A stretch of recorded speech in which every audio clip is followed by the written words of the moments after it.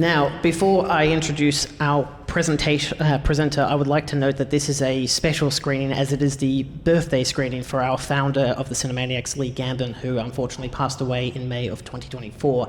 This is a film he was he wanted to screen this. He would have been here tonight screening it himself. So, sorry, Emma, he would have done it for you. And he would have done it loud and proud, as we all know. I'm glad that we are able instead to have the excellent Emma Westwood here to do the presentation tonight. Now, Emma is a writer, critic, friend, foe, and film historian, sometimes in that order. It depends on if you're on her nice side or not, I don't know. She has written books on cinema history, specifically on monster movies, David Cronenberg's The Fly, John Frankenheimer's Seconds, and most recently she edited a collection of essays in the book form of James Whale's The Bride of Frankenstein. You may have heard her on the airwaves when she was a co-host on Triple R's weekly Plato's Cave radio show. She has also contributed to many a physical media release from the US, UK, and Oz, with audio commentaries, written and visual essays, and panels. She was also recently featured on my own YouTube show, The Interview Show, because I got to plug my own shit while I'm up here. It was 2 hours long, and it's a beautiful interview where we talk about her life, her career, and her love of cinema. Shameless plug, I apologize. Nevertheless, Emma is a talent in the field of understanding and appreciating all that makes up a film. So without further ado, please welcome Emma Westwood.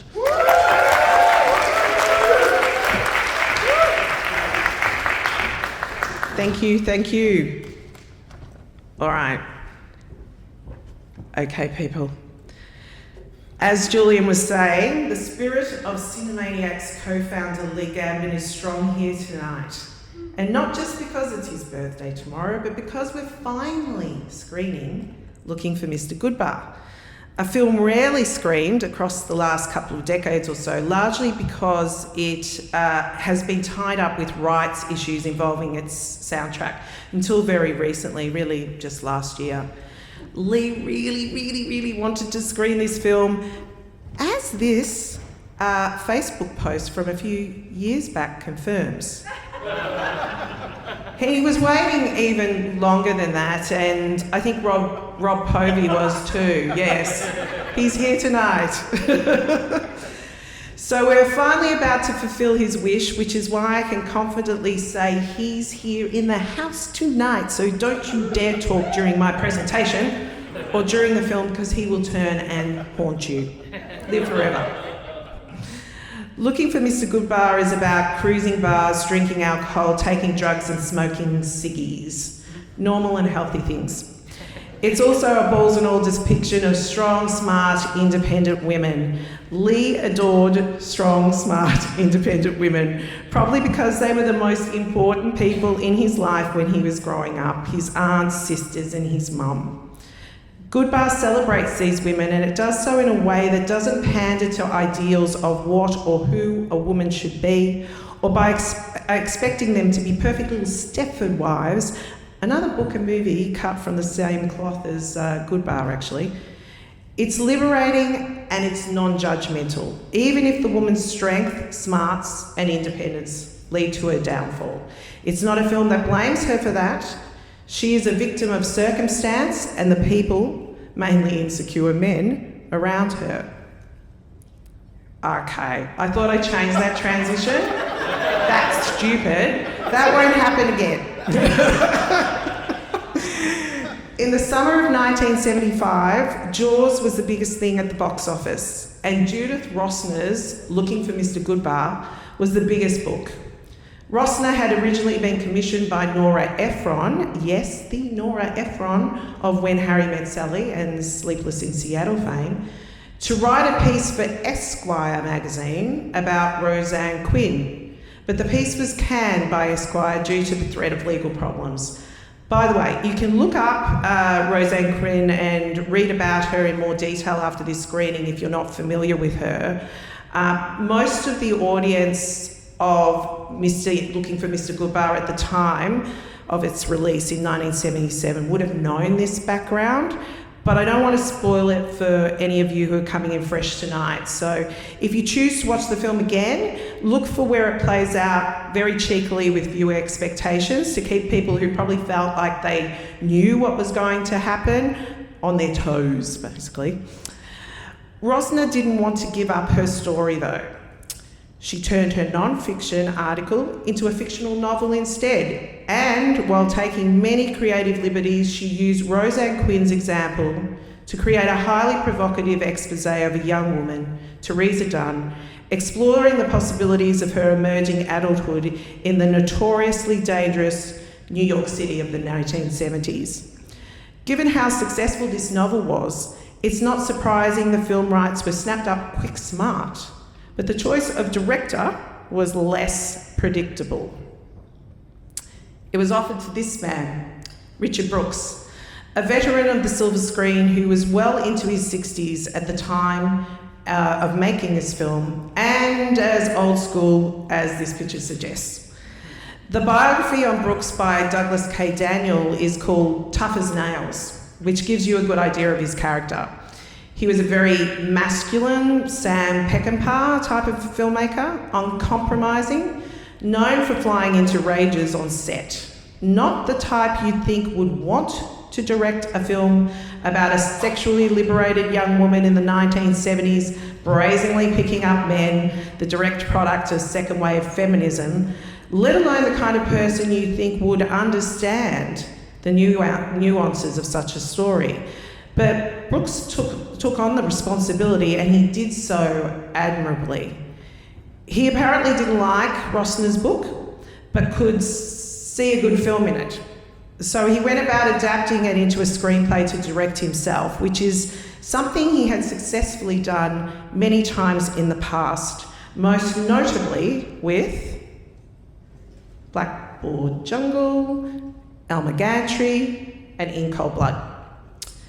He came up with a surprising screen depiction of the Goodbar story, one outside the scope of his own experience, yet still so progressive, so powerful, and I'd say much more sympathetic to the Teresa Dunn character than Rosner's book. It is reported he spent a lot of time talking to young women as research to hit the right marks, but I feel, if anything, Brooks's achievement on this film shows what a sensational artist he actually was, despite or in spite of having a reputation for being difficult and cantankerous. Why was the film not given to a woman writer-director? Because there simply weren't that many women active in the studio system at the time. Brooks's biographer has been quoted as saying, in the 5 years before Goodbar and the 5 years after, only 6 studio films were directed by women.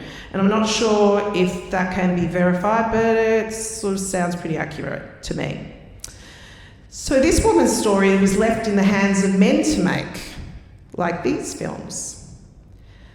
Looking for Mr. Goodbar, the film was a huge hit. It made back its budget many times over. However, in portraying the modern woman in all her eccentricities, frustrations, anxieties, and sexual appetites, it wasn't alone.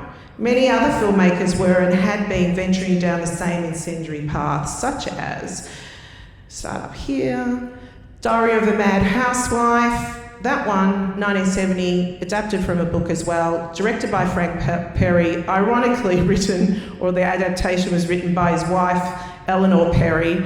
Then we have, across the far, you're right, I'm not very good with that sort of thing. Directed by Martin Scorsese and written by Richard Getchell is Alice Doesn't Live Here Anymore, that's from 1974. Then you've got down here on the bottom, Woman Under the Influence, also 1974, directed and written by John Cassavetes, starring his wife, Gina Rowlands, and An Unmarried Woman. Now, I picked this still for a very specific reason, because it looks like it could be out of Goodbar. That was 1978, so the year after Goodbar was made, directed and written by Paul Mazursky. And those aren't the only examples, there are many more, but I felt that these 4 up here on the screen are comparable to Looking for Mr. Goodbar in both quality and style, as well as the talent behind and in front of the camera. So, Diane Keaton was given the role of Teresa Dunn in Looking for Mr. Goodbar, and it's really difficult to imagine anyone else doing it better. She gives levity and an almost innocent curiosity to the character, which I feel is missing from the book version of Teresa. For me, the film would have been far less palatable, given how sobering the material is, if that role had been tackled with more earnestness. Keaton helps us stick with it and be entertained in the process rather than dragged down into a depressive pit of doom and gloom, really. Bear in mind, Goodbar came out in 1977, as was mentioned, which was the same year Diane Keaton appeared in the title role of Annie Hall, and she won an Oscar for that performance. Although I'd say it's splitting hairs to call her performance in Annie Hall better than the one you're going to experience shortly. The aesthetic of Goodbar is frequently moody and almost underlit, especially when we get to the sex scenes. Richard Brooks was conscious of the film being considered a skin flick, so he took a very specific approach to filming the after dark sequences, making them contrast to the daytime ones, Teresa the barfly versus Teresa the teacher of children.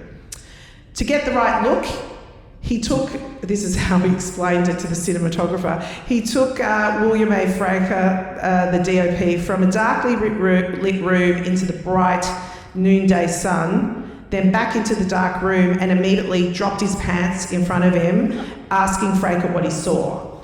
So the idea being that the audience only gets a suggestion of the sexual interplay, seeing shapes and parts rather than a very clear picture. Fraker had already shot Rosemary's Baby and Bullets, so of course he nailed it. The look of Goodbar recalls another film of the 70s. Now, I'm picking all these stills because they could almost be from Looking for Mr Goodbar. So Taxi Driver's Travis Bickle, as played by Robert De Niro, roams New York City in the cab, mainly at night, and becomes increasingly angry and alienated by the depravity of his passengers and his own existence. When Teresa gets out of the cab at the hangout in Goodbar, you could almost imagine that cab being driven by Bickle. The two films are almost brother and sister pieces. Goodbar also shares aesthetic and thematic DNA with the films that tap into the nightlife of that era, the disco age, positioning music and the dance floor of the discotheques as other characters. I'm thinking of, specifically, Saturday Night Fever.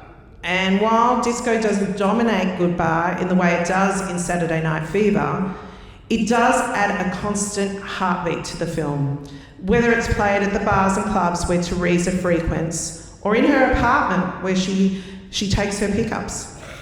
The thing about disco is, musically speaking, it's a representation of pure joy, euphoria, with the emphasis being on the individual. Discotheques turned attention from performers on stage to the audience themselves, the dancers on the dance floor, making them the main attraction rather than a band or something like that. It's all about celebrating self and feeling wonderful. There's a great moment in Goodbar where William Atherton's character James and Teresa exit a nightclub after dancing to Diana Ross's Love Hangover. And he says, "Me in the mirror, me the star, that's why everybody goes there. Everybody gets to be somebody." But of course, this post-disco euphoria is the veil that hides far grimmer, more personally insecure realities, which play out here in Looking for Mr Goodbar, and which are heavily featured in John Travolta's Tony Manero character in Saturday Night Fever. That juxtaposition is what helps to make these films so very special. And another film I'm thinking of, Cruising. Very similar parallels. To state the obvious, there's a cruising aspect of both films. But Goodbar and Cruising also delve deep into the seedy underbelly of New York City and an ever-present criminal element that lives there, the threat of a good night turning really bad at the flick of a switch. Teresa is heterosexual, but she does rub up against the queer scene, the queer leather scene being the central focus of Cruising. And disco, as a musical movement, emerged from DJ David Mancuso's loft parties in New York, which were known to be frequented by the marginalised in society, read gay people, blacks and Latinos. And the Latinos took disco music under their wing and brought in the South Soul movement as well. So Judith Rosner was not happy with the film adaptation of her book. That may have been an ego thing, because Brooks was hardly complimentary about her work. Quid pro quo, if you know what I mean. In many ways, though, for me, Brooks's film version is the superior version of the Goodbar story. As I mentioned, I think Brooks's Teresa Dunn is a far more likeable, more playful Teresa Dunn. Doesn't really give a shit, Teresa Dunn. Less sulky and dour than Rosner's. But that also comes down to the inspired casting of Diane Keaton, who manages to give her a delightfully nutty edge with more than a dash of laissez-faire. It's no stretch to see the two sides of Teresa Dunn as totally plausible when they're played by Diane Keaton, the wild girl and the caring teacher. Interestingly, Brooke decides to make Teresa a teacher of deaf children. She's just a teacher of young children in the book, which results in some of my favourite scenes in the film, to be honest, where she instructs them using sign language. It helps relay her intellect, her depth of character away from the soulless interactions of the single scene, and it also shows her compassion and love for children, because women who choose not to be mothers can still be maternal, believe it or not. Brooks also adds a few daydream sequences to the film that are not in the book. They're really great too, which give Teresa that childlike innocence despite her independence and untamed sexuality. This is another way in which he shines light into the darkness of this plot. In both the book and film, feminism, like disco, is the ever-present backdrop, even if it's not called out specifically.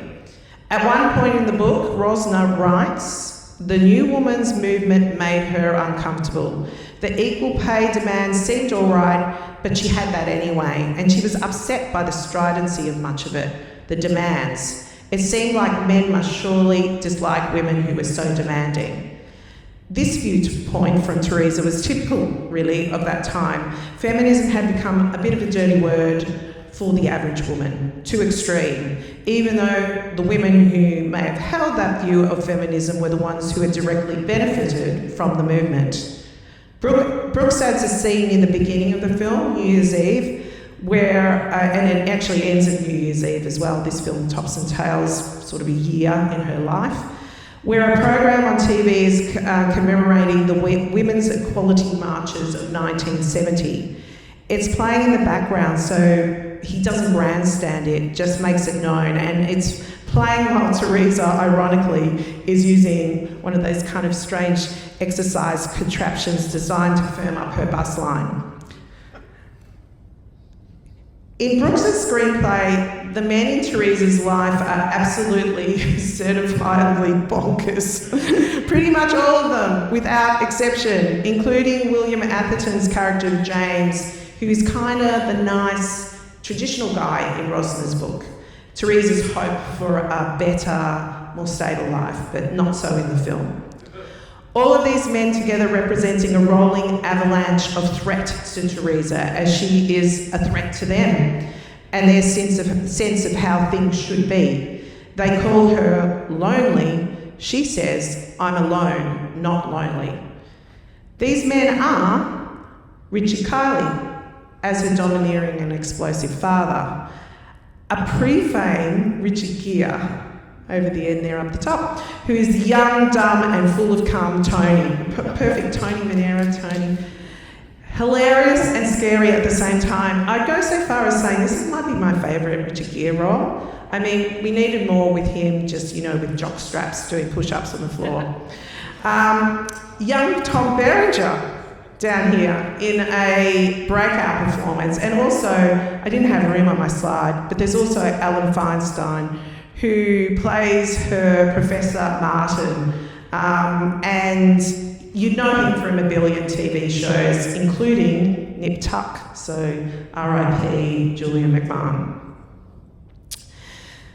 So, Then there's Tuesday World, playing Teresa's sister Catherine, and she won a Best Supporting Actress award for her efforts as well.